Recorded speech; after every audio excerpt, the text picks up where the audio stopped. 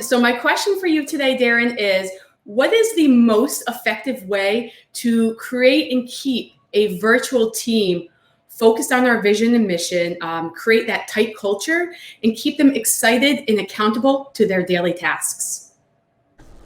Okay, Jessica, great question. And before we get started, I just want to wish everybody happy Veterans Day. All of us who enjoy these amazing freedoms that we have owe a great debt of gratitude to those who protect them every single day. So happy Veterans Day to all those who serve. Thank you once again.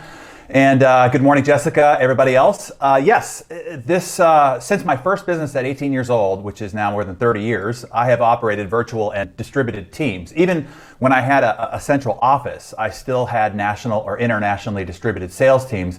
And even the major media companies that I built and led with the big production facilities and headquarters, I still traveled into them. I still lived, outside of the headquarters. Even when I published Success Magazine, which was located in Dallas, Texas, I lived in San Diego. The TV network that I built called the Success Channel was also based in Dallas, and I even lived in Dallas at that time, but I still only came in for the filming days. I found that the public office environment is the absolute worst environment for creative productivity. I think of an office kind of like middle school. Like middle school, the only thing kids like and look forward to is recess and lunchtime. And that is true about people in an office as well. They sort of recreate middle school. All they like and look forward to is the recesses, the chit-chatting in the break room and the hallway and at the water cooler and in the parking lot and at lunch. And the same drama happens in the office as happened on the playground in middle school. She said, he said, who's hot, who's not, who's doing what, who's doing who, and the like. I found that virtual teams are far more productive. Meetings start on the nose and they stop on the nose, and you're right back to isolated work. No hallway chit chats, no back channel disinformation campaigns. The most unproductive days on my calendar were always those few days when I had to go into the office. Anyway, to your question, Jessica, and everybody else, write this framework down. Use a fresh page in your journal or on your notes, and at the top of that page, write the word success. Okay, then under that, write the word high performance. And then under that, write the word emotional engagement. And then under that, write skill/ability. Okay, and let me explain. Okay, so at the top, you want that thing at the top there, right? You want success. That's the name of the game. You want the results. You want the impact. You want the mission accomplished. Well, to accomplish that success, you need performance, and most preferably high performance. So write this one down in your notes on a separate piece of paper. High performance is only made possible through alignment. And alignment requires clarity. That's clarity of the enterprise's mission, vision, goals, core values, and strategy, but also each person's individual role and their individual mission, their vision, their goals, their core values, and strategy. They need to know how is what they do in their role, how does it directly impact the success of the enterprise? This is their purpose, their reason for being in this organization. And everybody needs that sense of purpose, that sense of mission, that sense of individual value that they matter.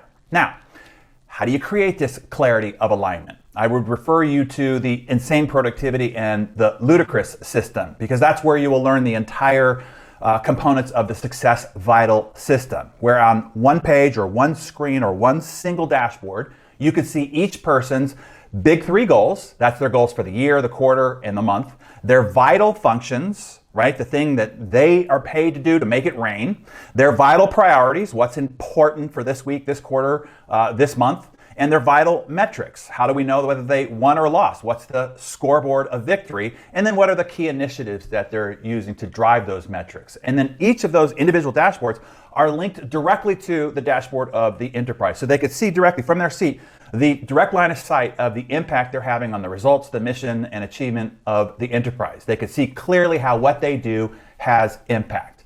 And then, as a result of that, right, we figured out that what makes people happy is the visible evidence of progress. So they can see their visible evidence of progress. So they're happy, they're valued, they're productive, they feel worthy, they know that they're doing work that matters because it's visible, it's evident, and it's tangible. Now, under success and performance, we have emotional engagement. And this is the real art of leadership. And this is the hardest part of leadership, and a big part of why I created the hero's journey, by the way, to teach this fine skill and art. A 10-year study by the Gallup Group found that the first 25% of an employee's effort is mandatory. They have to do it in order to keep their job.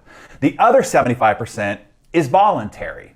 And so how do you know whether you get that 75%? What's the determinant factor? It's based on leadership and culture, right? Whether that leader draws out that better capability, that better potential, that better motive, that better drive, that better commitment, that better consistency. And so that data right there is super important. You're going to get about 25% of everybody's capability. The other 75% is up to you, up to the leaders. That means that you're really only getting about 25% of everybody's actual potential. So now you probably ask, all right, well, how do you get that other 75%?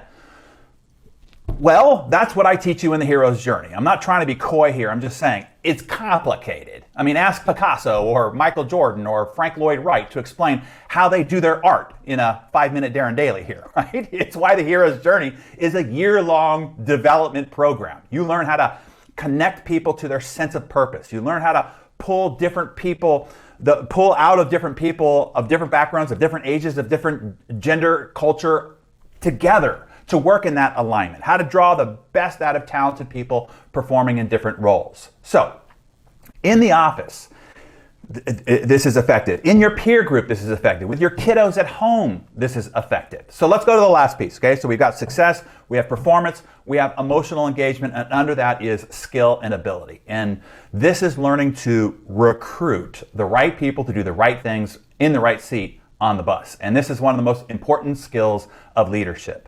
Recruiting and maintaining the right top talent and clearing out those who have proven not to be right. And for that, I would refer you to the HPF Business Masterclass. It's also more than I can cover here, but it's really essential stuff. Just understand that getting the right skill and ability is a recruiting factor more than it is anything else.